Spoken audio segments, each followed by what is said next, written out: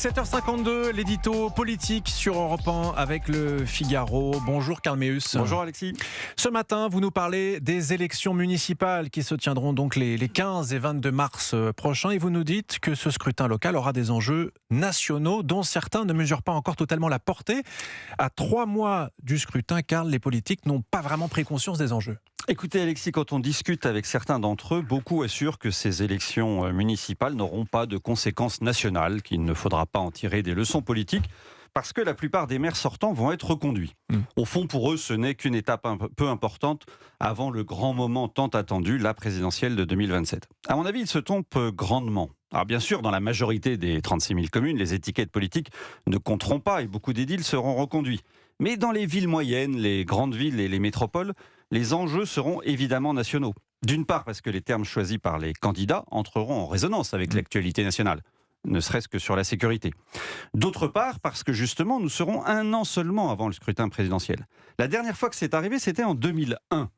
L'erreur d'analyse de la gauche en général et des socialistes en particulier leur a coûté la présidentielle suivante. Victorieux à Paris, Lyon et Dijon, ils n'ont pas vu la perte de nombreuses villes moyennes à cause de la montée de l'insécurité. Et ils ont négligé un aspect important.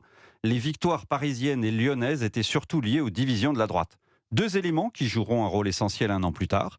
L'insécurité sera le point faible d'un Lionel Jospin avouant jusqu'à sa naïveté dans ce sujet. Et Jacques Chirac s'assurera que la droite soit derrière lui dès le premier tour face à une gauche divisée qui finira dépassée par Jean-Marie Le Pen. Enfin, le dernier scrutin, celui de 2020, a été quand même un scrutin particulier marqué par l'épidémie de Covid. L'abstention a été très élevée, notamment chez les personnes âgées. Leur mobilisation peut modifier les résultats, d'autant plus que la France Insoumise et le Rassemblement National vont être là pour jouer les arbitres. Alors justement, comment la France Insoumise et le RN vont-ils pouvoir jouer, car les arbitres dans ce scrutin? La stratégie de Jean-Luc Mélenchon est simple. Alors que jusqu'ici il ne s'intéressait pas aux municipales, il va présenter des candidats dans la plupart des grandes villes. Leur mission, se maintenir au second tour, quitte à faire perdre la gauche. Car son objectif est de faire des municipales le tour préliminaire de la présidentielle. Peu lui importe de ne pas gagner s'il fait tomber ses camarades socialistes et écologistes.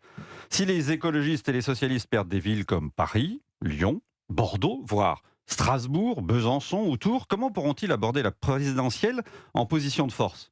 Quand on fera le bilan au soir du 22 mars, LFI n'aura pas de perte puisqu'il ne gère pas de ville. En face, ça ne sera pas la même chose. Surtout si le RN affiche un bilan comptable positif avec des prises de villes comme Toulon, Avignon, Carcassonne, Menton, voire Marseille. Donc vous pensez, Karl, que Marseille, 2e ville de France en nombre d'habitants, pourrait basculer dans l'escarcelle du RN en mars prochain? Écoutez Alexis, c'est une possibilité qu'on ne peut pas exclure totalement. Dans les sondages, les principaux protagonistes sont au coude à coude. Tout va se jouer dans les derniers jours et dans l'entre-deux tours. Marseille va donc être un laboratoire de ce qui pourrait arriver 1 an plus tard à la présidentielle.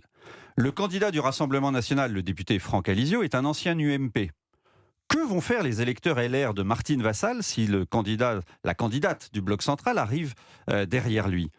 Que vont décider les dirigeants nationaux? Reproduire le front républicain des législatives de 2024 contre le RN pour l'empêcher de conquérir Marseille et laisser la gauche de Benoît Payan associée aux écologistes et aux insoumis la gérer? Ou suivre Nicolas Sarkozy? L'ancien président de la République a assuré à Marine Le Pen, il le dit dans son livre, qu'il s'opposerait à tout front républicain contre le Rassemblement national. Et bien dans 3 mois, il aura l'occasion de mettre sa promesse publiquement à exécution et provoquer de sérieux remous dans son camp. Quant à la gauche, que va faire Jean-Luc Mélenchon à Marseille? Il va retirer la liste de Sébastien Delogu pour garder cette ville à gauche ou la maintenir au risque de faire élire le RN? Et le PS, dont la stratégie nationale est se détacher de LFI, que va-t-il dire? Dès le premier scrutin, les socialistes reviendraient se soumettre à l'extrême gauche? Enfin, quand bien même le RN ne serait pas en tête à Marseille, mais le bloc central avec Martine Vassal, que fera la gauche? S'unir pour conserver Marseille ou rester divisé, la laisser basculer? Vous voyez, si proche de l'élection présidentielle, les enjeux locaux ne résistent pas longtemps aux pressions nationales. Oui, et ces élections municipales, elles vont être passionnantes à suivre. Merci beaucoup, Karl Meus. C'était votre édito politique sur Europe 1.